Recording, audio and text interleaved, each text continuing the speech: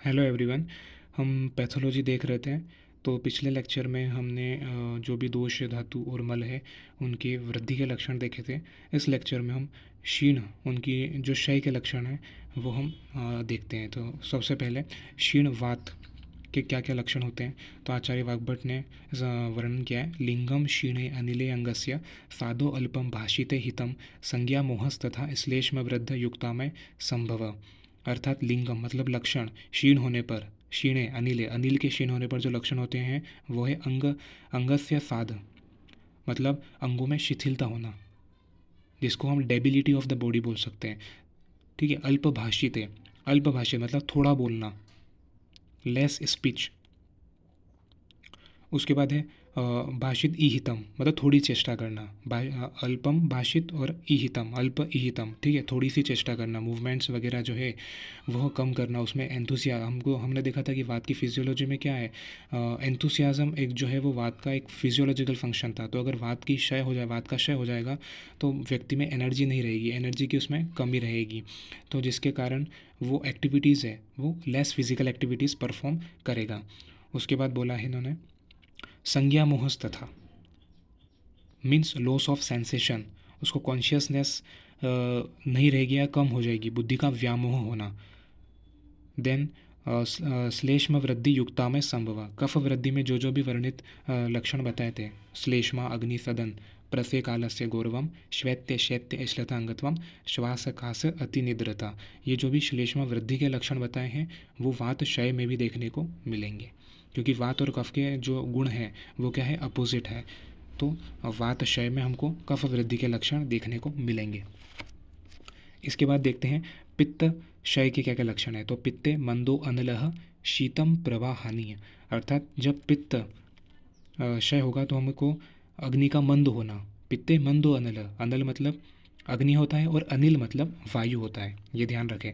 तो मंद अनल मतलब डाइजेस्टिव फायर जो है, डाइजेस्टिव कैपेसिटी जो है वो वीक हो जाएगी, वीकनेस ऑफ डाइजेस्टिव एक्टिविटी हो जाएगी। उसके बाद बोला है शीतम, शरीर जो है वो शैत्य हो जाएगा, शीतलता ज़्यादा महसूस होगी, कोल्डनेस होगी बॉडी में, बॉडी ठंडी पड़ जाएगी। हम देखते हैं कोई व्यक्ति अगर मर जाता है तो उसकी बॉडी कैसी हो जाती है, ठंडी हो जाती है। पर यहाँ उतनी ठंडी नहीं होगी, मरा नहीं है। पित्त क्षय में comparatively relatively body normal temperature से थोड़ी सी उसमें शीतलता आ जाएगी अगर पित्त का क्षय हुआ है तो। प्रवाहानि, प्रवाहानि से मतलब लॉस ऑफ लस्चर, जो कांति है उसका नाश हो जाएगा। हमने पित्त के फिजियोलॉजिकल फंक्शन में देखा ही था कि ना जो प्रवाह है, प्रवाह को मेंटेन करने का काम पित्त करता है। तो अगर पित्त का क्षय हो जाएगा तो लॉस ऑफ लस्चर हो जाएगा। अब हम देखते हैं कफ के क्षीण होने के लक्षण क्या है। कफे भ्रम श्लेष्म आशयानाम शून्यत्वम हृदध्रव श्लित संधिता, अर्थात कफ के क्षीण हो जाने पर चक्कर आना, ये भ्रम जिसको डिल्यूजन डिजीनेस बोलते हैं, ये कफ के क्षीण होने पर होता है।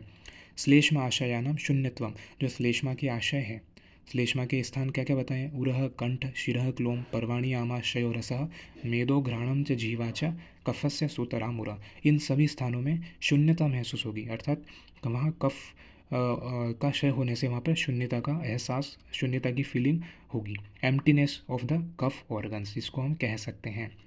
उसके बाद हृदय, जो हार्ट के पाल्पिटेशंस है वो हमको फील होने लगेंगे, ट्रेमर्स ऑफ द हार्ट जिसको कि हम क्या कह सकते हैं, पाल्पिटेशंस हमको फील होने लगेंगे, ये कफ के क्षय होने से होता है। हृदय का जल्दी जल्दी धड़कना और संधियों में शिथिलता, जो हृदय का जो धड़कन है वो भी हमको सुनाई देगी। और श्लथ संधिता, क्योंकि कफ जो है वो संधियों में स्थित होता है, तो अगर संधियों में कफ का क्षय हो जाएगा तो उनमें शिथिलता हो जाएगी, लूजनेस हो जाएंगे, जॉइंट्स जो है वो लूज हो जाएंगे, उनमें से हमको फ्रिक्शन, जो फ्रिक्शन होगा उनमें अगर कफ का क्षय हो जाएगा तो जॉइंट्स जो है वो लूज हो जाएंगे।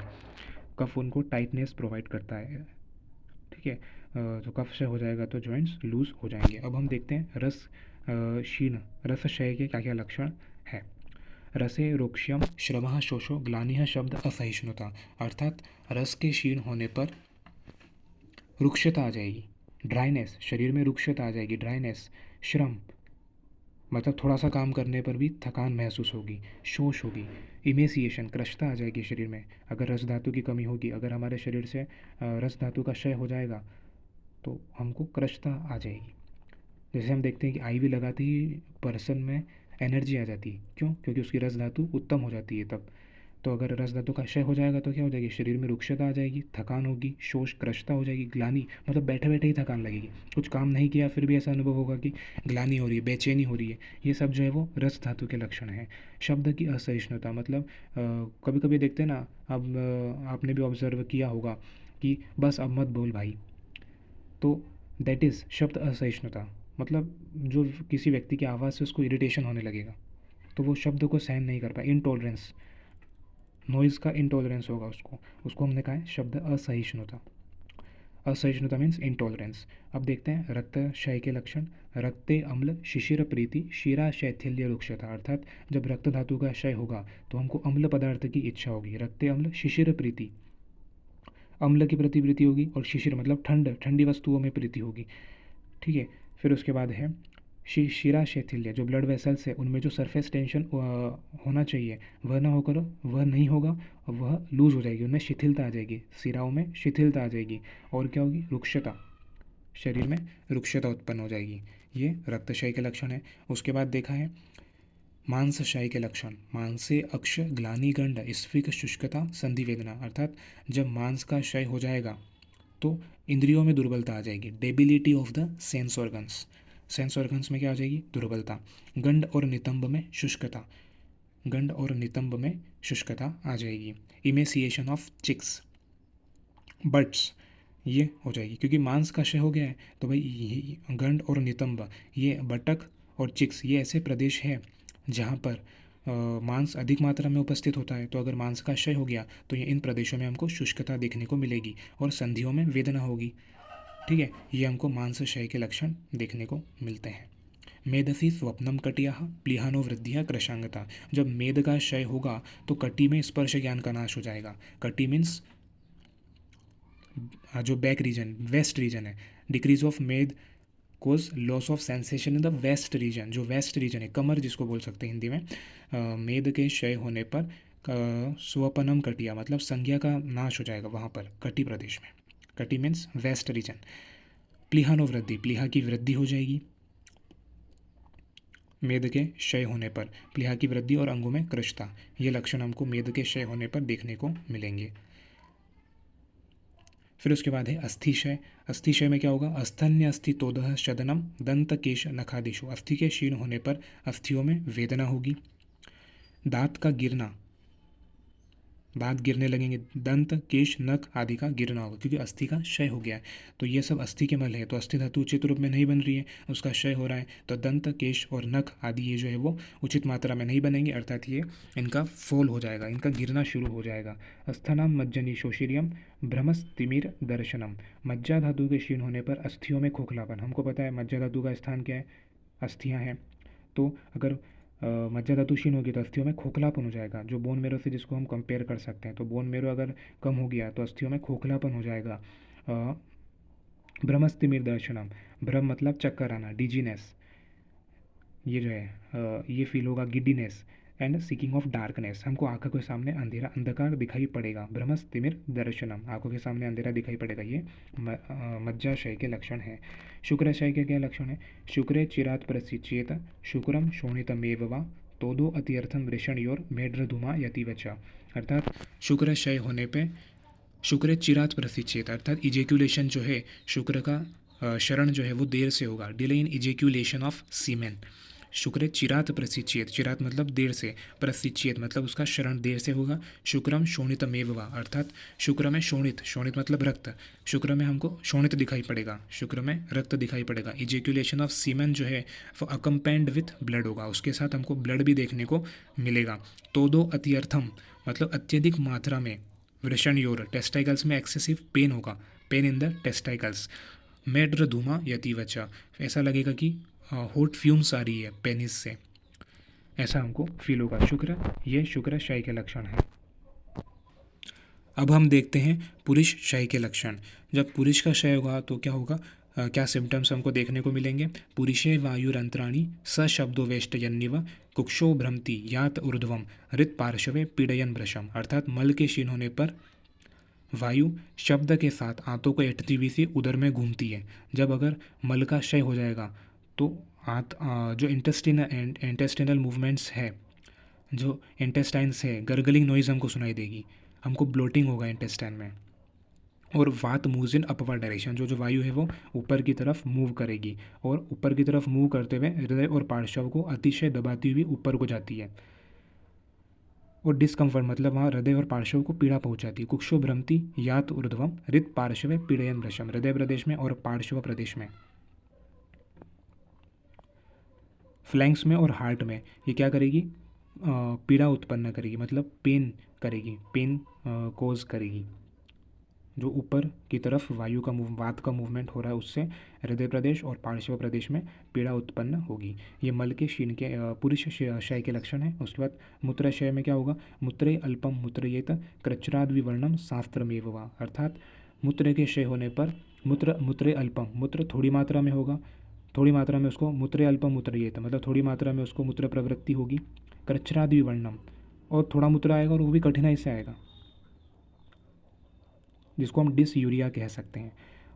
फिर उसके वर्णम मतलब वर्ण भी उसका चेंज हो जाएगा, तो डिस्कलरेशन, और उसको मूत्र में शास्त्रमेववा, ठीक है। अस्त्र मतलब रक्त, तो उसको मूत्र में रक्त दिखाई पड़ेगा, तो इसको हम हिमेचूरिया कह सकते हैं। तो हमने यहाँ डिसयूरिया देखा, हिमेचूरिया देखा। ओके, तो हम स्वेद क्षय के लक्षण देखते हैं आगे। स्वेदे रोमच्युति स्तब्ध रोमथा स्फुटनम त्वचा, अर्थात स्वेद के क्षय होने पर, अर्थात पसीने के कम होने पर रोम का गिरना। स्वेदे रोम च्युतिया, च्युति मतलब गिरना, च्युत हो जाना, अपने स्थान से वह हट जाना, डिसलोकेट हो जाना। Decrease of sweat leads to falling of hair, ठीक है, इसको क्या बोला है, फॉलिंग ऑफ हेयर। स्वेदे रोम च्युति स्तब्ध रोमता, स्टिफनेस, रोम का कड़ापन, स्टिफनेस ऑफ हेयर। स्तब्ध रोमता मतलब स्टिफनेस ऑफ हेयर, रोम का कड़ापन। स्फुटनम त्वचा, स्फुटनम मतलब क्रैक्स डेवलप हो जाना। अगर स्वेद प्रॉपर नहीं है तो क्या हो जाएगा, रोम का गिरना, स्टिफनेस ऑफ हेयर, रोम का कड़ापन, एंड क्रैकिंग ऑफ स्किन, त्वचा का फटना। ये कब देखने को मिलता है हमको, विंटर्स में देखने को मिलता है। विंटर्स में हमको स्वेद नहीं आता है तो त्वचा फट जाती है।